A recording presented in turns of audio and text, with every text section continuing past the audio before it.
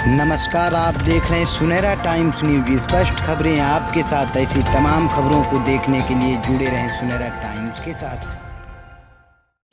आपको बता दें, नवाबगंज विकास खंड के मंडल कल्याणपुर में मेरा बूथ सबसे मजबूत कार्यक्रम के अंतर्गत मुख्य अतिथि मुख्य वक्ता ब्लॉक प्रमुख प्रतिनिधि डॉक्टर आशुतोष गंगवार रहे, जिसमें जिला महामंत्री भारतीय जनता पार्टी डॉक्टर मीनाक्षी गंगवार, मंडल अध्यक्ष कल्याणपुर मनोज शर्मा, विनोद गुप्ता, मनोज दिवाकर, जमुना प्रसाद फौजी, सोनू राठौर सभासद, मंडल अध्यक्ष नगर श्याम रस्तोगी, बहुत से भाजपा कार्यकर्ता एवं क्षेत्रवासी उपस्थित रहे।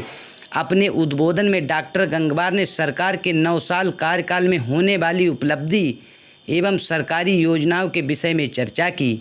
इसी के साथ गरीबों को मिलने वाली सभी सरकारी योजनाओं के विषय में बताया।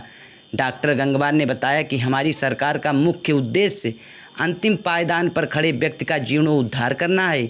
हमारी सरकार की ये मंशा है कि वह हर व्यक्ति को अपनी योजनाओं का लाभ दे सके। हमारे माननीय यशस्वी प्रधानमंत्री जी द्वारा किए गए कार्य को डॉक्टर गंगवार ने बताया और 9 साल सेवा सुशासन और गरीब कल्याण की योजनाओं के बारे में विस्तृत जानकारी दी।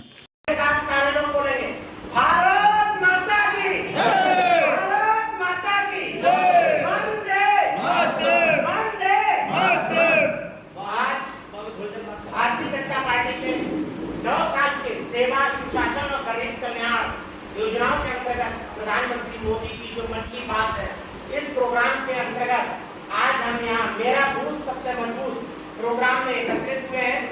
यहाँ हमारे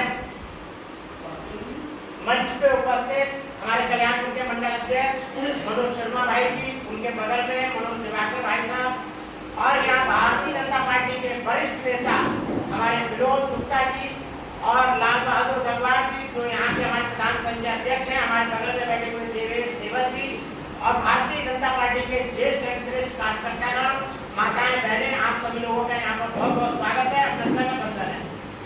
अभी जैसे हमारे भाई साहब ने बताया कि भारतीय जनता पार्टी का एक ही उद्देश्य है कि आखिरी पंक्ति पे खड़ा हुआ गरीब से गरीब व्यक्ति उस तक कैसे सरकारी योजनाओं का लाभ पहुंचाया जाए, उसकी दिशा में 9 साल से हमारी भारतीय जनता पार्टी कार्य कर रही है। अभी जैसे कोरोना काल में वैक्सीन का मुद्दा उठा था, जहां पहले हमारे यहाँ कोई महामारी फैलती थी तो हम विदेशों से वैक्सीन मंगाते थे और हमारे भारत देश में तब वैक्सीन आती थी जब आगे लोगों का सफाया हो जाता था। लेकिन इस बार जैसे ही कोरोना काल फैला, मोदी जी ने कहा कि यहाँ की जनता की जिम्मेदारी मेरी है। उन्होंने कहा सब अपने घर में सुरक्षित रहो और मात्र 6 महीने में वैक्सीन बनाने का कार्य भारतीय जनता पार्टी ने करा, भारत की सरकार ने करा। ये देश में पहली बार हुआ। और इस समय महामारी के समय विदेशों में हमारे यहाँ से वैक्सीन सप्लाई हुई, वो भी मुफ्त में हुई। ये भारतीय जनता पार्टी की ही सरकार थी कि उसने ना गरीब को देखा ना अमीर को देखा और मुफ्त में वैक्सीन हर किसी को लगवाने का कार्य करा। अभी जैसे कल हमारे ब्लॉक में आंगनबाड़ी कार्यकर्तियों का प्रोग्राम हुआ था, उसमें हमारी सरकार की योजना है कि जो आंगनबाड़ी कार्यकर्ती गांव में काम कर रही हैं, वो हर गांव में ये देखें कि किन किन महिलाओं जो गरीब है, उनके आवास नहीं बने, उनकी सूची तैयार करें, जिनके शौचालय नहीं बने उनके शौचालय देखें, और जो गरीब महिलाएं जिनके पास गैस का चूल्हा नहीं है, उनका उज्ज्वला योजना के तहत गैस का चूल्हा प्रदान करने का कार्य करा जाए और ज्यादा से ज्यादा समूह में महिलाएं जोड़ी जाए। हमारी सरकार का लक्ष्य है जो गांव में रहने वाली गरीब महिलाएं हैं, उनको कैसे मुख्यधारा में लाया जाए, उसके अंतर्गत काम करा जाए।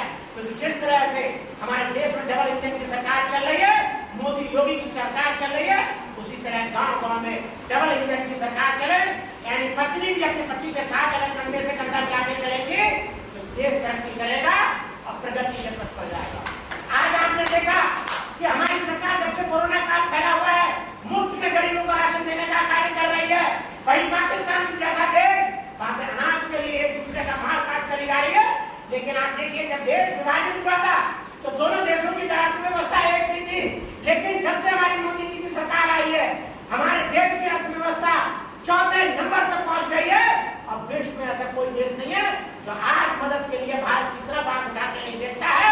इसका चिंता जाता उदाहरण अभी आपने देखा जब हमारे प्रधानमंत्री जी विदेशों की यात्रा पे गए थे और G9 सम्मेलन 18 सम्मेलन हुआ था,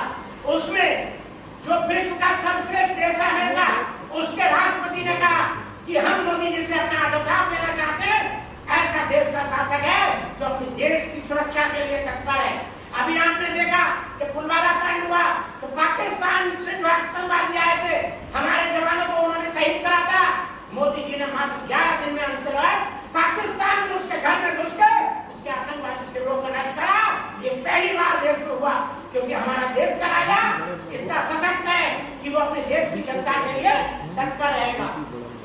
आपने देखा कि इसी तरह की योजनाएं अभी बहुत हमारी चल रही हैं। अब इस बार लोकसभा के चुनाव आने वाले हैं और हमारे सांसद जो 8 बार से पहले सांसद रह चुके हैं, हमने संकल्प लिया है कि नवी बार भी उन्हें सांसद बनाएंगे और लोकसभा में भेजेंगे और प्रधानमंत्री मोदी का नेतृत्व वो करेंगे। ये भी बहुत बड़ी उपलब्धि है। इसी के साथ मैं अपनी वाणी को विराम देता हूँ। जय हिंद, जय भारत। एक बार जोर से बोलेंगे भारत